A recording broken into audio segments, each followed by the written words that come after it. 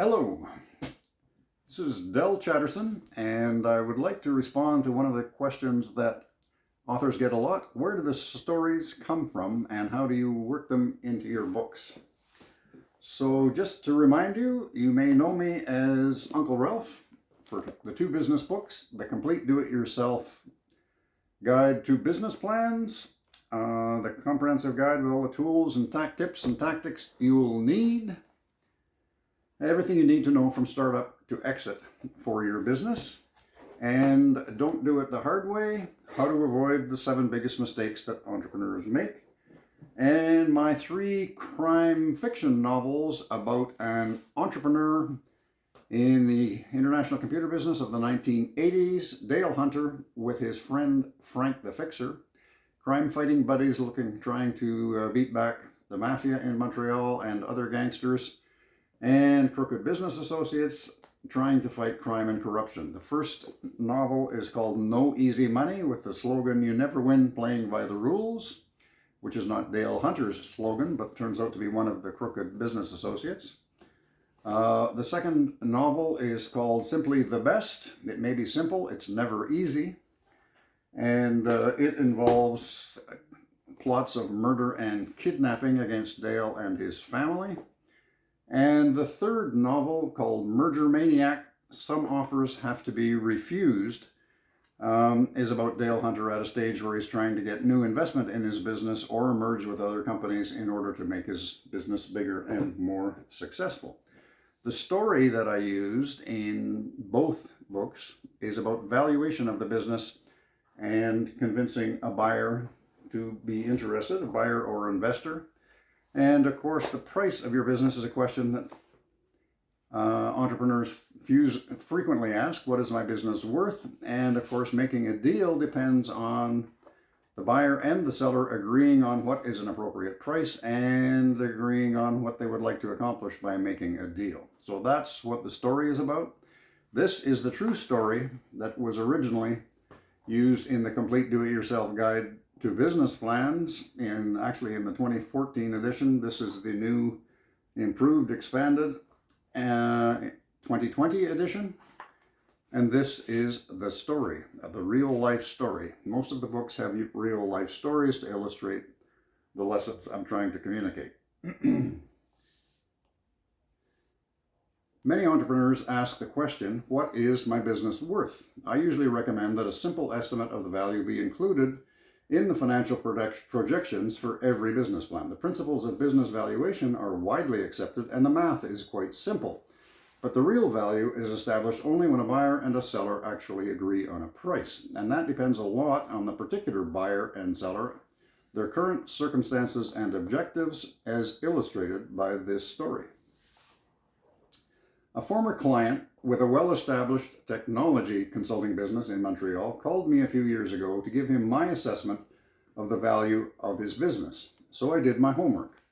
He had over 20 years of consistent profitability, a good reputation in the industry, some proprietary software products, and major international corporate accounts. All that helped the valuation multiples and led me to estimate a value of $3 million to $3.5 million for his business. He was the sole shareholder. He agreed that my valuation seemed reasonable. Then he said, "But I already have an offer for $6 million. What? So he explained that he had received an offer from a big European competitor in the same industry that wanted to acquire his business for $6 million. However, he then discovered that once they owned it, they planned to shut it down and move the operations into their North American offices in Cleveland. That's when he said, no thanks, at any price. Instead, he proceeded with a plan to transfer equity to his key employees, based on my valuation, to ensure their loyalty, which should have been assured already by his declining to cash out and kiss them goodbye. The business continues to grow and prosper in Montreal. That's the true story. The fiction is in Merger Maniac, where Dale Hunter is approached by the mafia to invest in his business. And as the subtitle says, some offers have to be refused. However, that may have consequences. here is the opening to Merger Maniac, called The Mafia Next Door. The explosion shook the neighborhood.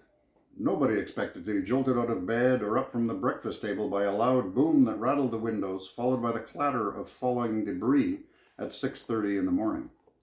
Even more startling was the sight of a burning BMW in Dale Hunter's driveway. It leaned to the driver's side on the blown front tire, and black smoke billowed out of the shattered windshield as flames flickered from the front seats and dashboard. The hood lay crumpled on the neighbor's lawn in the bright summer sunshine.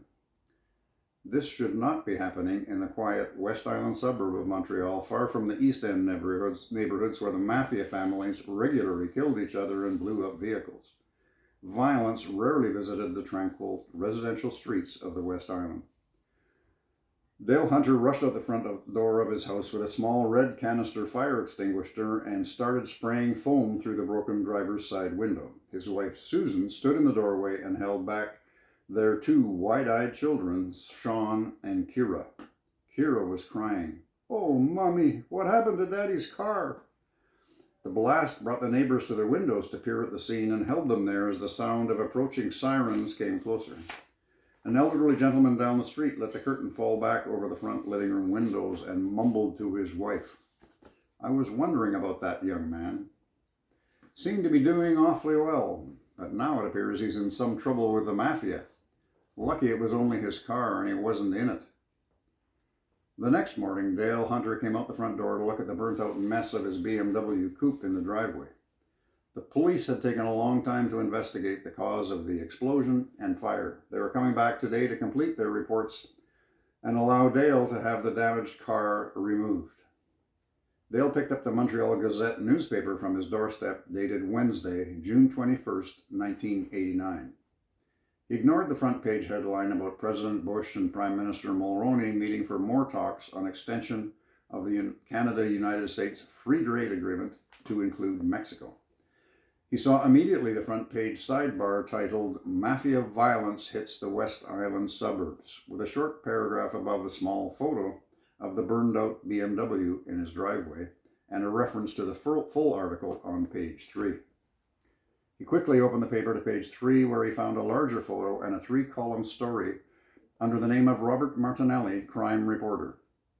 Dale scanned the article and saw that the police were suspicious of mafia involvement, but they had no evidence to prove any mafia connection to the owner of the vehicle. Some of the neighbors had been interviewed. No names or addresses were provided, but the neighbors were both suspicious and concerned. They would all be reading the same article closely this morning for more details.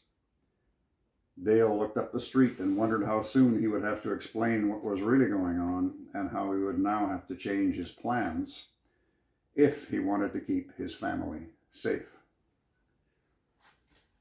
That's the start of Merger Maniac.